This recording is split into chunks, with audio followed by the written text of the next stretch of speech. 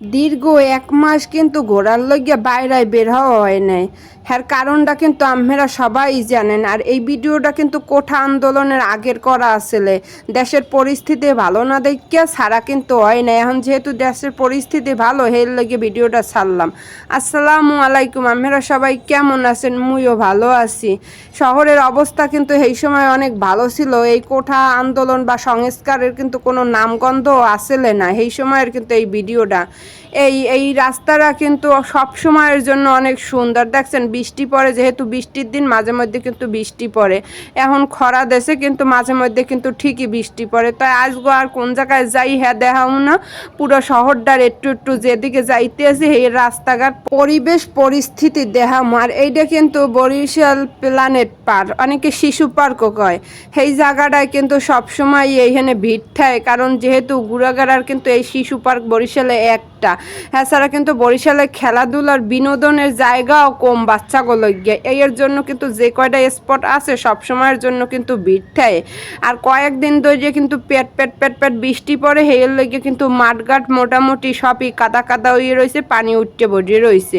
কিন্তু গাছগুলো কিন্তু সব তরতাজা হয়ে গেছে, বুঝে আবার নতুন করে প্রাণ ফিরিয়ে পাইছে। আর এটা কিন্তু শিল্পকলা একাডেমি, এই জায়গায় কিন্তু অনেক অনুষ্ঠান হয়। বরিশালে যারা থাকেন হেরা তো জানেন, মগো বরিশালটারা তো যারা বরিশালে থাকেন হ্যাগো তো নতুন করিয়া চেনানোর দরকার নাই। কিন্তু বরিশালের মানুষ যারা দূরে থাকেন, যারা বরিশালটারে অনেক মিস করেন, হ্যাগোকে লগিয়েই কিন্তু এইসব ভিডিও। অনেকে তো কন যে আফা মগো বরিশাল দেখান লাগবে না, মারদারে মামু বাড়ির খবর কওয়া লাগবে না। আসলে আম্মেরে না দেখান লাগে, আম্মেরা যারা দেখেন হ্যাগো দেখার দরকার নাই, কিন্তু যারা না দেখেন হেরা এই ভিডিওটা দেখেও কিন্তু অনেক খুশি হয়।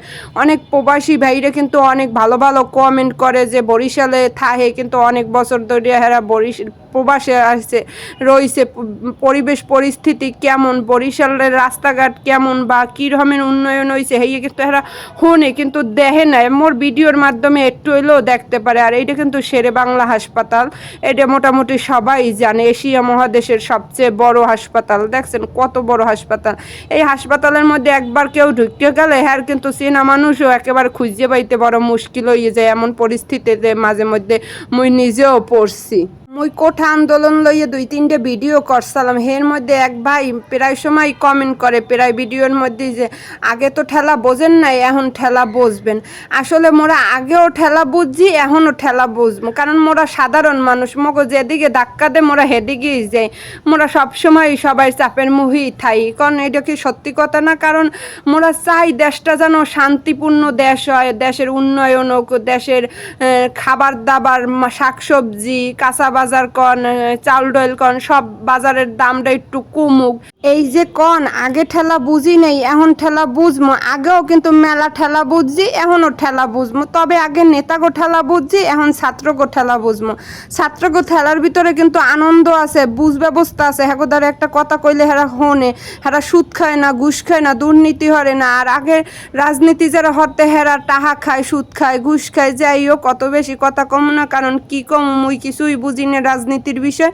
একজনে কমেন্ট করছে, হেইতে 2 সাইডে কথা কইলাম। সবাই ভালো থাকবেন, সুস্থ থাকবেন, আল্লাহ হাফেজ।